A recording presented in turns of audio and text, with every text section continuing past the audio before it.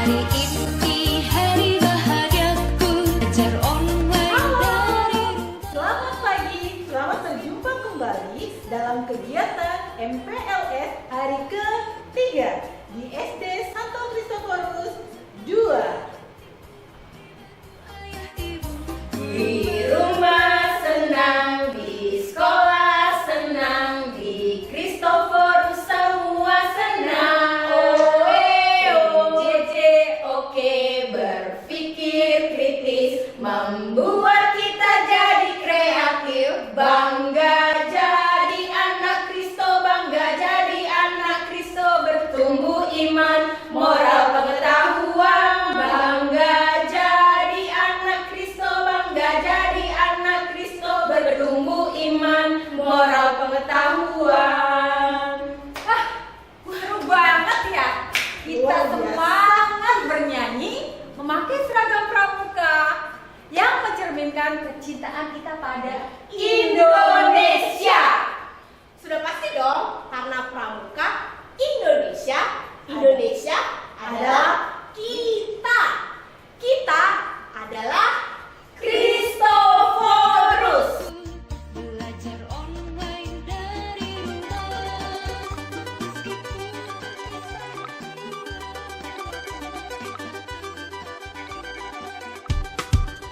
Hai, namaku Corona. Aku adalah virus. Ukuranku sangat kecil. Kamu tidak bisa melihatku. Aku dan teman-temanku suka sekali bermain di sini. Wuhuu! Yiha! Hore! Aku menyebabkan banyak manusia sakit. Mereka jadi demam, batuk, bahkan sesak nafas. Manusia jadi takut padaku. Aku mengerti jika kamu juga takut. Tapi jangan khawatir, ada banyak manusia yang sembuh dariku. Itu karena para dokter dan perawat siap membantu. Kamu harus melakukan cara ini agar aku tidak bermain di tubuhmu. Pertama, cuci tanganmu dengan air dan sabun minimal 20 detik. Kedua, makanlah makanan bergizi agar badanmu selalu sehat. Tiga, pakailah masker saat batuk atau bersin. Istirahatlah jika kamu memang sakit. Hindari tempat ramai, bermain di rumah dulu. Ingatlah bahwa orang tuamu akan selalu menjagamu. Semoga sehat selalu ya. Selamat pagi Bapak Ibu dan anak yang terkasih. Seperti biasa setiap tahun SD Kristoforus 2 untuk mengawali kegiatan belajar selalu diadakan kegiatan yang namanya MPLS. Tahun ini kegiatan MPLS mengambil tema Maju Bersama Kristoforian Bangkit dari Rumah. Kegiatan MPLS akan dilaksanakan selama 3 hari, yaitu dari hari Senin sampai dengan hari Rabu, dan dilaksanakan dari pukul 8 sampai dengan pukul 9.30. Lalu apa itu MPLS? MPLS adalah masa pengenalan lingkungan sekolah.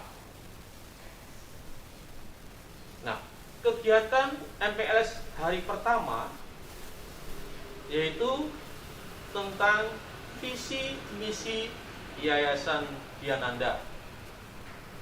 Kemudian yang kedua yaitu penjelasan kisah Santo Kristoforus. Yang ketiga yaitu penyampaian program sekolah dan program siswa. Lalu apa tujuan MPLS?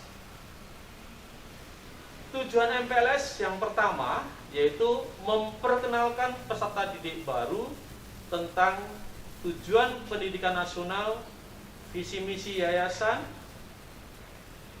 Kemudian yang kedua, memperkenalkan peserta didik baru pada lingkungan fisik yang berupa sarana dan prasarana sekolah dan sosial, yaitu warga sekolah lainnya di unit SD Santo Kristoforus II. Kemudian yang ketiga yaitu memperkenalkan peserta didik baru tentang program sekolah, baik kegiatan intrakurikuler maupun kegiatan ekstrakurikuler. Kemudian yang keempat yaitu kegiatan intrakurikuler untuk kelas 1, 2, 3 dilaksanakan pada pukul 8 sampai dengan 11. Sedangkan untuk kelas 4 sampai 6 dilaksanakan pukul 8 sampai pukul 12. Yang kelima, sekolah mengemas dalam bentuk video MPLS.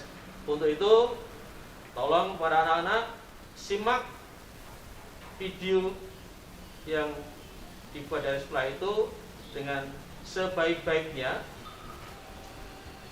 Terima kasih. Sudah beberapa minggu ini kita selalu berada di rumah. Kita tidak boleh keluar rumah, bertemu dengan teman-teman, apalagi pergi ke tempat yang ramai. Bahkan sekolah juga diliburkan dan kita harus belajar dari rumah secara daring atau online. Orang tua juga tidak berangkat ke kantor, tapi bekerja dari rumah. Kadang orang tua harus pergi ke pasar atau supermarket untuk membeli bahan makanan. Tapi mereka harus memakai masker saat pergi dan menjaga jarak dengan orang lain. Saat sudah pulang pun, mereka langsung cuci tangan dan ganti baju. Bahkan ada juga yang langsung mandi. Sebenarnya apa yang terjadi ya? Kalau mencari informasi dari internet dan televisi, mungkin kita akan menemukan bahwa kita memang disarankan untuk menjaga jarak dengan orang lain. Menjaga jarak itu penting terutama di saat sekarang ini untuk menghindari virus corona. Apakah teman-teman sudah tahu tentang virus corona? Virus corona adalah salah satu virus yang menyerang sistem pernapasan. Ada beberapa jenis virus corona, di antaranya SARS coronavirus, MERS coronavirus, dan SARS coronavirus 2. SARS coronavirus mengakibatkan penyakit SARS atau Severe Acute Respiratory Syndrome yang muncul pada tahun 2002 lalu. MERS coronavirus mengakibatkan penyakit MERS atau Middle East Respiratory Syndrome yang muncul pada tahun 2012 lalu. Sedangkan SARS coronavirus 2 mengakibatkan penyakit COVID-19 atau Coronavirus Disease 2019 yang muncul pada akhir tahun 2019 lalu. Virus corona ini bisa berbahaya untuk tubuh kita. Saat virus corona masuk ke tubuh, dia membuat kita sakit dan lemas. Kita jadi demam, bersin, batuk, dan tak jarang juga jadi sesak napas. Saat kita batuk, percikan ludah akan keluar dari mulut. Begitu juga saat bersin, mungkin lendir juga bisa keluar dari hidung. Percikan ludah atau lendir itu bisa mengandung virus corona dan bisa menempel di berbagai tempat. Mulai dari menempel di mainan, menempel di buku, jatuh ke meja, dan lain-lain. Kalau orang lain memegang benda-benda itu, virus corona bisa menempel di tangan mereka. Nah, kalau mereka memegang hidung atau mulut dengan tangan yang terkontaminasi itu, virus corona akan dengan mudah masuk ke dalam tubuh mereka. Virus corona akan menuju ke paru-paru dan membuat mereka akhirnya jadi ikut sakit. Lalu, apa yang harus kita lakukan supaya virus corona tidak menyebar ya? Pertama, rajin mencuci tangan dengan sabun dan air yang mengalir. Sabun bisa membunuh virus corona dan virus lainnya di tangan kita. Lalu ikut jatuh terbawa air yang mengalir. Kedua, batuk dan bersin dengan cara yang tepat. Tutup hidung dan mulut dengan siku dalam. Hindari menutup hidung dan mulut dengan telapak tangan, karena bisa membuat virus jadi menempel di telapak tangan. Ketiga, pakai masker. Virus corona yang melesat ke arah kita tidak akan bisa masuk kalau kita menutup hidung dan mulut dengan masker. Keempat, tetap berada di rumah dan lakukan kegiatan dari rumah. Kalau kita melakukan keempat hal tadi, virus corona pasti tidak akan menyebar luas dan mereka akan hilang dengan sendirinya. Kalau virus corona sudah hilang, kita bisa bermain di luar rumah dan bertemu dengan teman-teman lagi deh. Nah, anak-anak, tahu tidak kenapa dari hari pertama MTLS sampai sekarang Bapak Ibu guru memakai seragam? Tahu gak ya? Tahu dong Mbak Indri, karena setiap guru memiliki aturan dan tata tertib yang harus dilakukan. Wah, kalau begitu ternyata Bapak Ibu guru punya tata tertib juga ya? Bagaimana dengan murid-murid? Apakah mereka juga punya tata tertib? Iya dong Mbak Indri, mau tahu tata tertib apa saja yang harus dipatuhi oleh anak-anak? Mau banget loh, Se. Memang tata tertib apa saja yang harus dipatuhi oleh anak-anak? Kalau Mbak Indri dan anak-anak mau tahu, mari kita bersama-sama mendengarkan penjelasan tata tertib sekolah yang akan disampaikan oleh Pak Agus.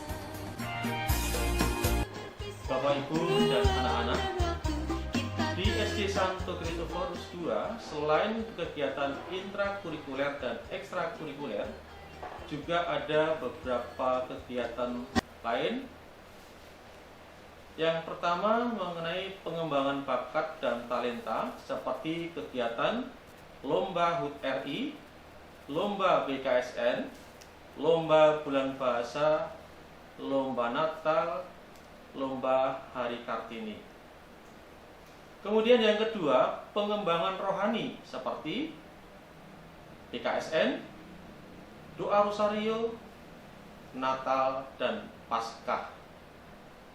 Sedangkan yang ketiga, pengembangan cinta tanah air, yaitu upacara bendera HUT RI, Sumpah Pemuda, dan Hari Pahlawan. Untuk mendukung kegiatan tersebut agar dapat berjalan dengan lancar, dibuatlah aturan-aturan sekolah yang berupa tata tertib. Adapun tata tertib SD Santo Kristoforus II tahun pelajaran 2021-2022. Yang pertama, jadwal pemakaian seragam sekolah. Hari Senin, pakaian putih merah, dasi merah. Hari Selasa dan Kamis, pakaian putih rompi. Hari Rabu, pakaian pramuka.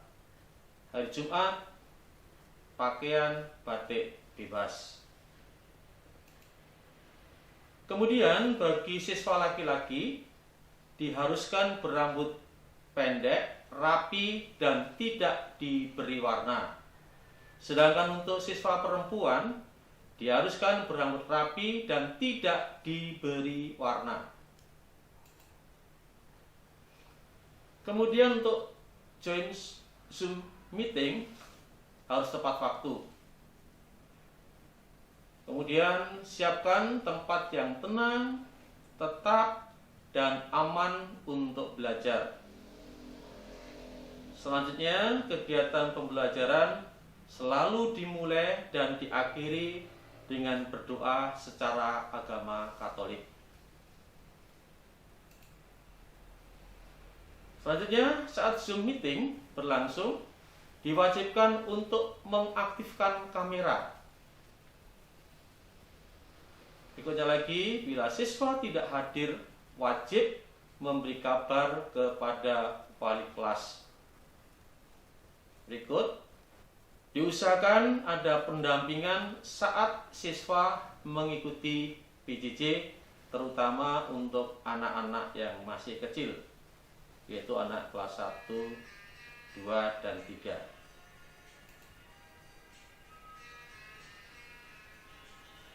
Selanjutnya, izin ketika hendak meninggalkan kegiatan pembelajaran atau ruang Zoom, misalnya ketika tiba-tiba sakit atau ingin BAB atau buang air kecil. Selanjutnya, tidak makan dan minum pada saat pembelajaran berlangsung. Selanjutnya lagi, saat istirahat, siswa diharapkan untuk tetap disiplin dalam waktu. Selanjutnya, mengerjakan dan mengumpulkan tugas tepat waktu. Berikutnya lagi yang terakhir, bekerja sama antara orang tua dan murid. Ketika ada informasi, diharapkan untuk selalu merespon segala pemberitahuan yang disampaikan oleh Bapak Ibu Guru di grup kelas. Sekian, terima kasih. Kita tetap jumpa menyapa dari rumah. Wah, kata trik PJJ ternyata lebih simpel ya Lose, dan mengajarkan kita untuk selalu belajar tentang perkembangan teknologi, terutama di masa pandemi ini, dan supaya kita bisa update pembelajaran di kelas virtual. Betul sekali Mem Indri. Mari kita semangat belajar jarak jauh dengan memanfaatkan teknologi demi masa depan yang cerah.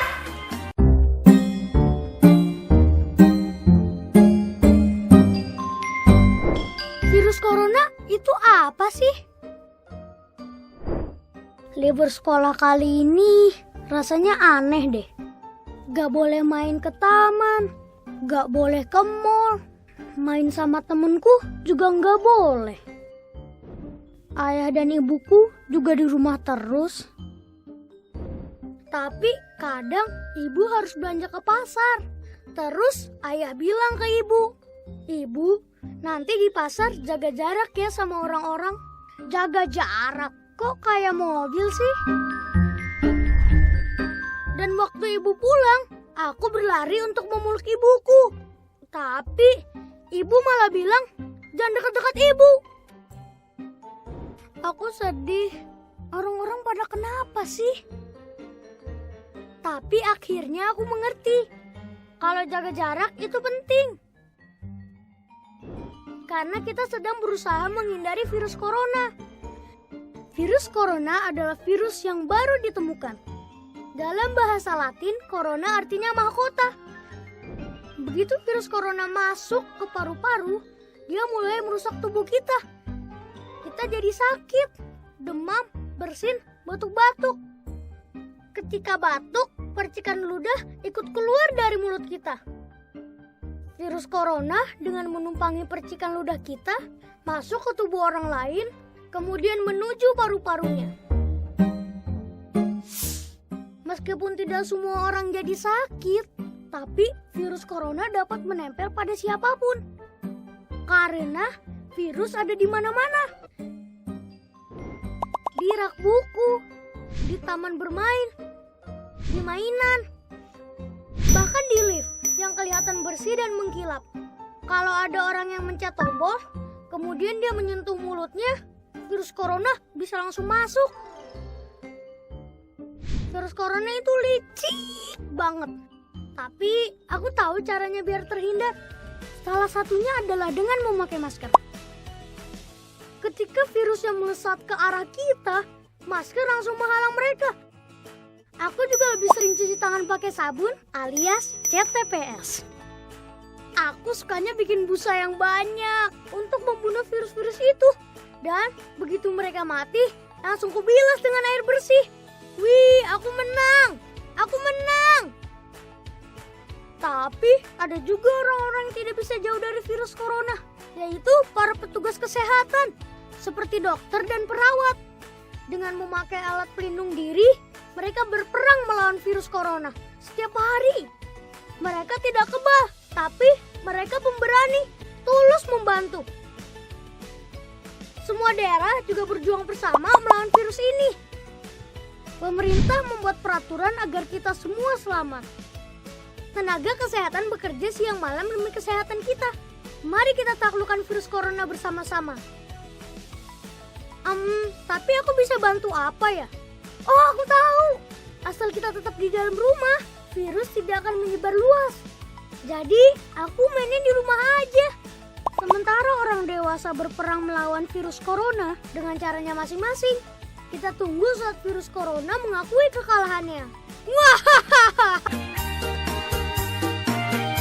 Anak-anak yang baik dan mencintai Tuhan, tadi kalian sudah mendengarkan tata tertib selama kalian melaksanakan pembelajaran jarak jauh dan juga tata tertib yang nanti akan kalian lakukan saat kita sudah masuk ke sekolah. Nah, sekarang kita akan mendengarkan penjelasan dari Pak Sarto sebagai Kepala Sekolah SD Santo Kristoforus II tentang kurikulum yang akan digunakan di SD Santo Kristoforus II.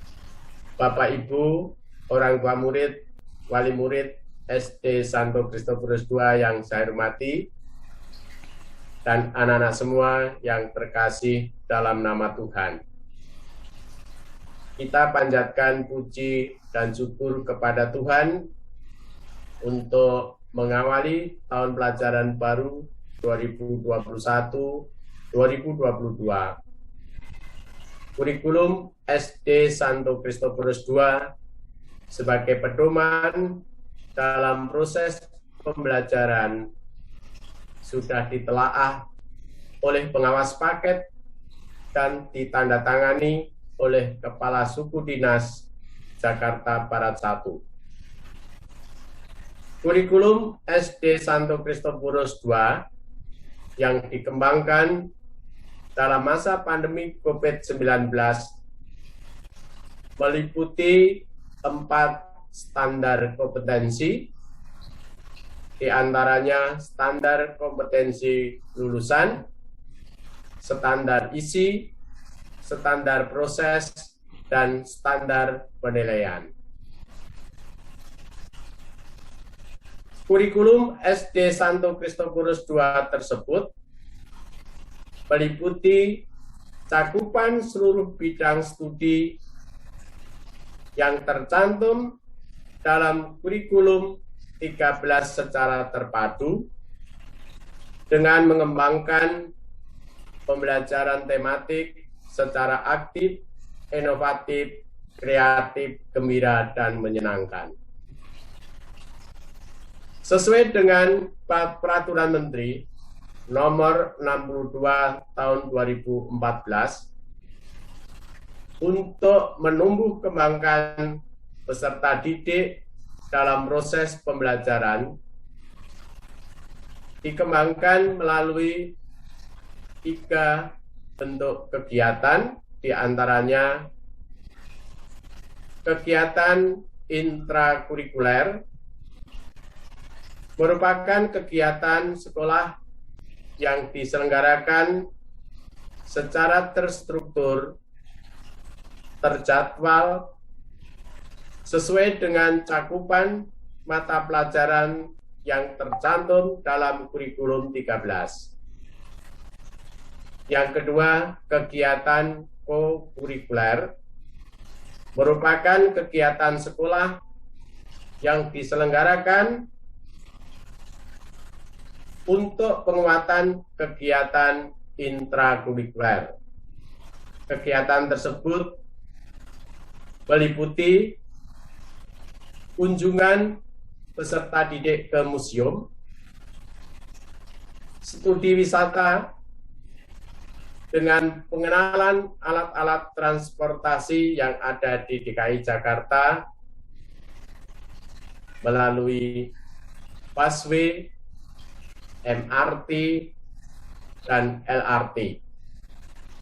Begitu juga bentuk kegiatan penguatan pendidikan karakter.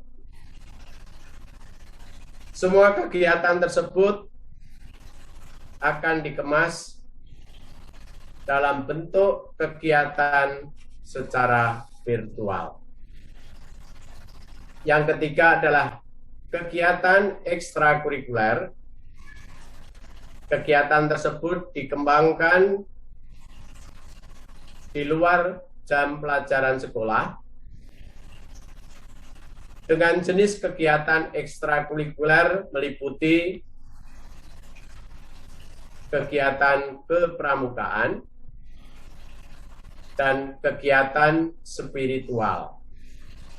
Nah, di dalam kegiatan spiritual tersebut mencakup kegiatan bina iman dan komuni pertama. Tujuan dikembangkan kegiatan ekstrakurikuler di SD Santo Kristoforus II adalah untuk menumbuh kembangkan kepribadian anak, bakat, dan kemampuan di luar bidang akademik. Penilaian hasil belajar.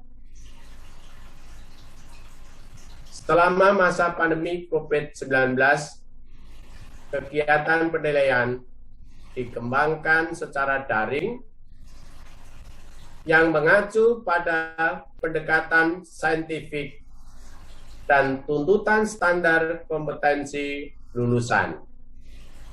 Meliputi bentuk penilaian diantaranya adalah penilaian sikap, pengetahuan, dan keterampilan.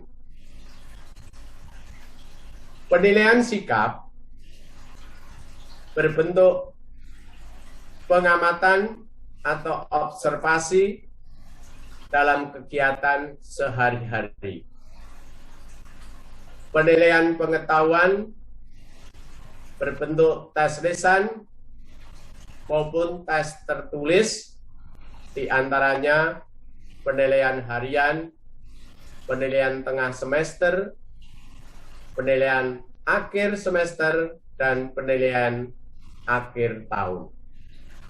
Sedangkan penilaian keterampilan merupakan bentuk kinerja, produk, proyek, portofolio yang dilaksanakan pada saat proses pembelajaran berlangsung.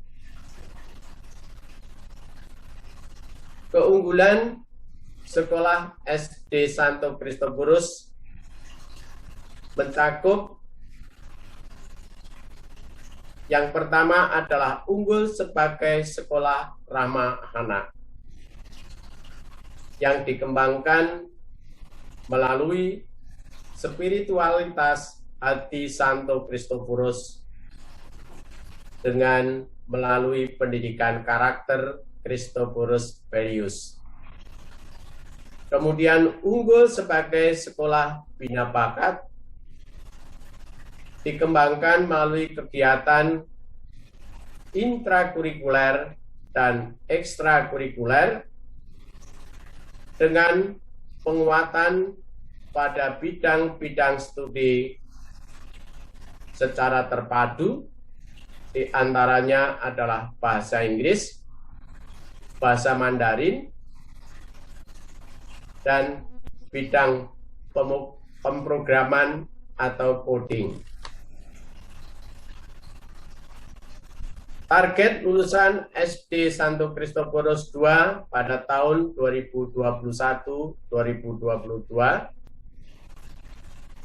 yang pertama adalah memiliki sikap perilaku yang mencerminkan nilai-nilai dalam Kristoforus Filius.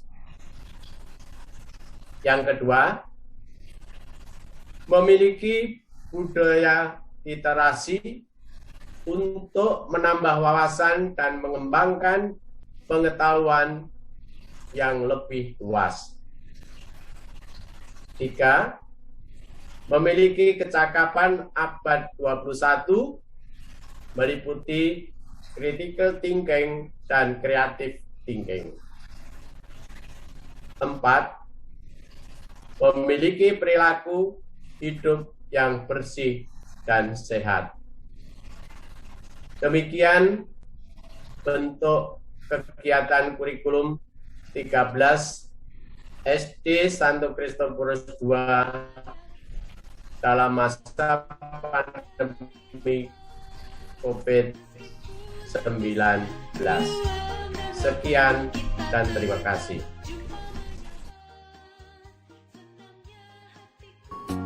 PHBS adalah perilaku hidup bersih dan sehat.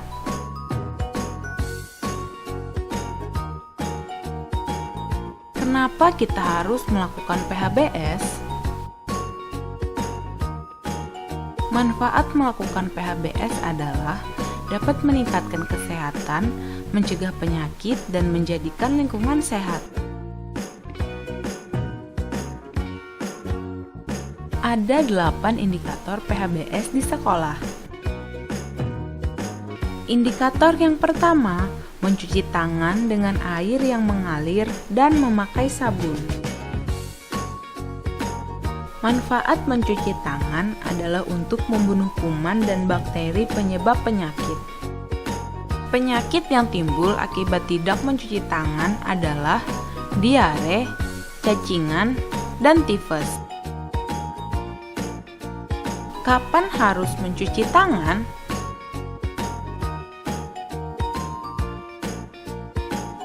Dilakukan sebelum dan sesudah makan, setelah bermain, memegang uang, memegang binatang, setelah kencing dan buang air besar.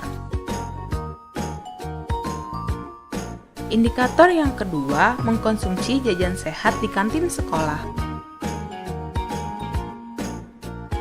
Manfaat jajan sehat adalah untuk meningkatkan kesehatan dan kecerdasan. Bahaya jika jajan sembarangan adalah sakit perut, diare, dan sakit berbahaya seperti kanker. Ingat, beli makanan di tempat yang bersih, jauh dari tempat sampah, dan warna makanan tidak mencolok. Indikator yang ketiga, menggunakan jamban yang bersih dan sehat. Kenapa buang air kecil dan buang air besar harus di jamban?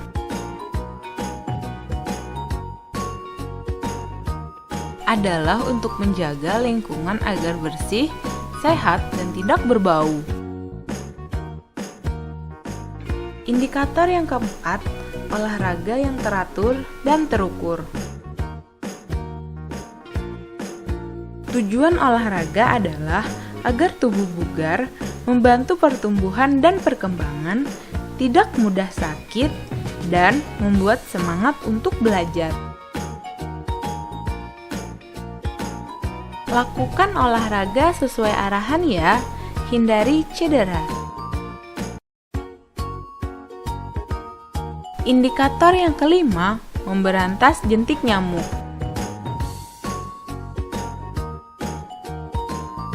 Kenapa jentik nyamuk perlu diberantas?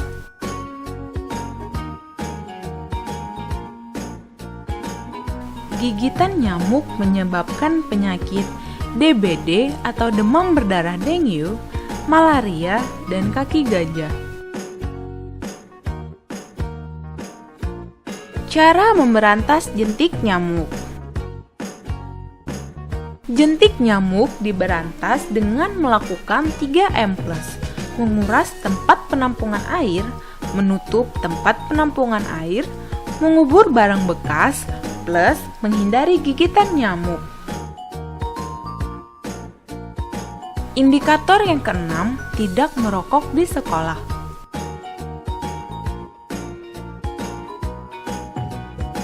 Rokok sama dengan racun.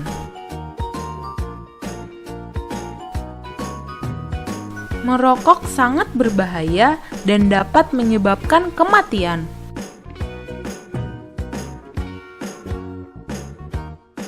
Ingat, hindari merokok walau hanya untuk coba-coba. Indikator yang ketujuh, menimbang berat badan dan mengukur tinggi badan setiap bulan. Menimbang berat badan dan mengukur tinggi badan dilakukan secara teratur setiap 6 bulan.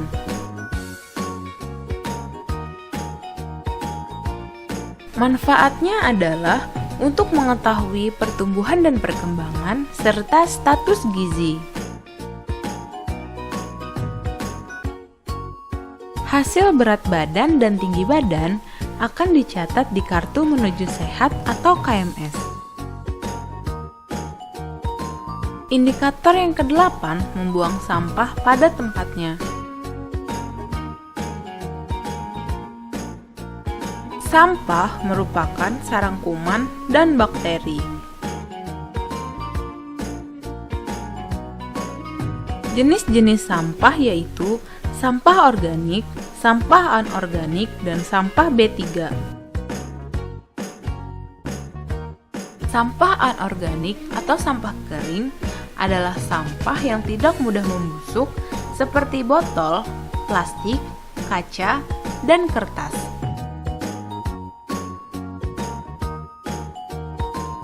Sampah organik atau sampah basah adalah sampah yang dapat diurai. Sampah organik adalah sampah yang mudah membusuk seperti sisa makanan, sayur, dan daun kering. Sampah B3 atau sampah bahan berbahaya dan beracun. Sampah B3 merupakan sampah berbahaya, misalnya sampah dari limbah rumah sakit dan pabrik. Ingat 3R, reduce mengurangi sesuatu yang menyebabkan timbulnya sampah, reuse gunakan kembali sampah yang masih dapat digunakan, recycle atau daur ulang memanfaatkan kembali sampah setelah diolah. Ingat, jangan buang sampah sembarangan, selalu buang sampah pada tempatnya. Ayo, ber-PHBS, hidup sehat dimulai dari saya.